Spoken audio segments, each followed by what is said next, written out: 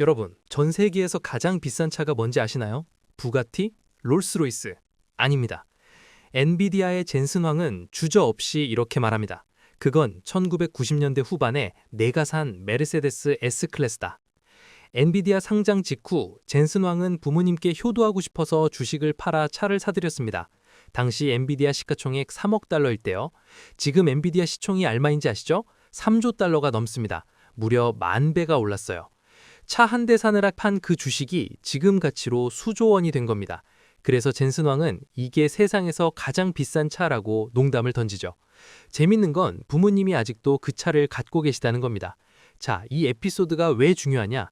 AI 시대의 본질을 꿰뚫는 한 문장이 여기 담겨 있기 때문입니다. 지금 참여하지 않으면 나중에 감당할 수 없는 대가를 치른다.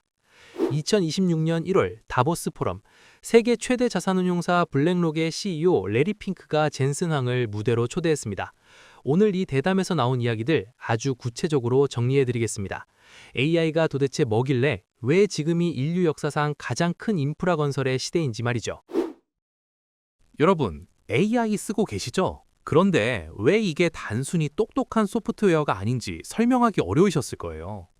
젠슨 황은 명쾌하게 정의합니다. 이건 플랫폼 시프트다.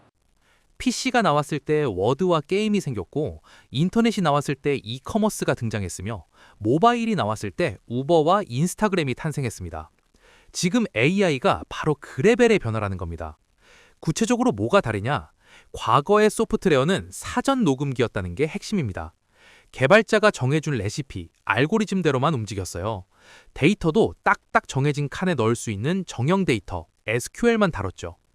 하지만 지금의 AI는 연주자입니다. 비정형 데이터를 이해해요. 이미지를 보고 맥락을 파악하고 소리의 의미를 알아챕니다. 그리고 가장 중요한 것, 실시간으로 추론합니다. 여러분이 프롬프트를 개떡같이 써도 AI는 찰떡같이 당신의 의도를 해석하려고 노력합니다. 이건 완전히 다른 종류의 컴퓨팅입니다. 젠슨 황이 제시하는 AI 산업의 구조는 5층 케이크입니다. 우리가 보는 챗 GPT는 그중 일부일 뿐이에요. 1층, 에너지, 모든 것의 기반. 2층, 칩과 컴퓨팅 인프라.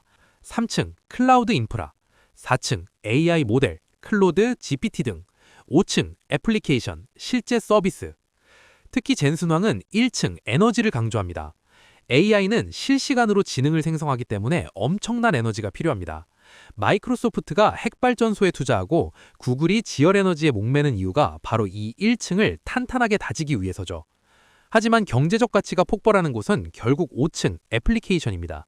4층 모델이 좋아지면 5층 금융, 의료, 제조업이 꽃피는 구조인 거죠. 레리 핑크가 물었습니다. AI가 세계 경제에 어떻게 기여할 것인가? 젠슨 황의 답은 명확했습니다. 기술 격차를 좁힐 것이다. 지금까지의 기술 혁명은 선진국 전유물인 경우가 많았지만 AI는 다릅니다. 왜? 너무 쉽고 풍부하고 접근하기 좋기 때문입니다. 이제 컴퓨터 공학 학위가 없어도 됩니다. 컴퓨터에게 물으면 돼요. 너를 어떻게 프로그래밍하지? 자연어가 곧 프로그래밍 언어가 된 시대니까요. 이건 기회인 동시에 경고입니다.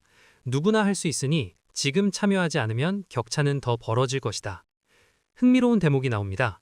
젠슨 황이 특정 제품을 극찬했어요. 클로드가 정말 놀랍다. 엔비디아 전사적으로 클로드를 쓰고 있다.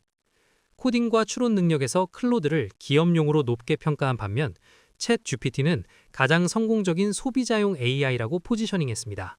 업계 리더가 공개 석상에서 이렇게 구분한 건 상당히 의미심장합니다. 그러면서 강조한 핵심 스킬이 있습니다.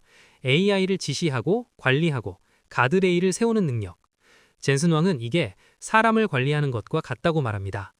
이제 여러분은 탄소 기반 AI뿐만 아니라 실리콘 기반 AI도 관리할 줄 아는 팀장이 되어야 한다는 뜻입니다.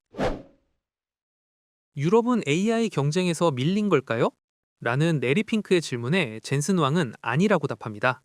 오히려 유럽의 강점인 제조업과 숙련 노동자들이 AI와 만나면 로보틱스, 즉 피지컬 AI에서 승부수를 던질 수 있다고 봅니다.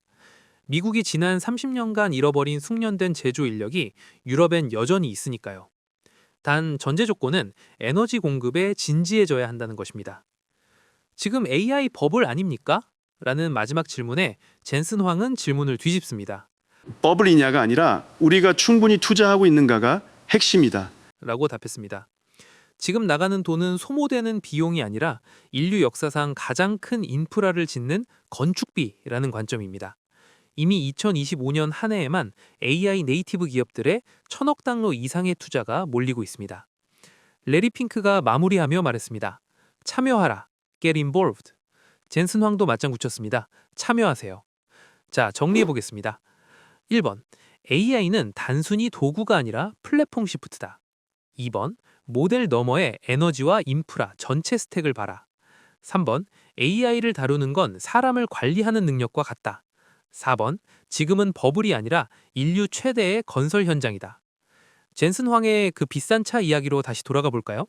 그 차가 비싸진 건 차 자체가 좋아서가 아니라 그 차를 사느라 지불한 기회비용 때문이었습니다. 지금 AI를 공부하지 않고 비즈니스에 적용하지 않는 것, 그게 나중에 여러분에게 얼마나 비싼 청구서로 돌아올까요? 3조 달러 기업의 CEO와 10조 달러 자산운용사의 CEO가 입을 모아 말합니다. 지금 바로 참여하세요. 여러분은 어떤 선택을 하시겠습니까? 오늘 영상이 여러분의 확신에 도움이 되었길 바랍니다. 감사합니다.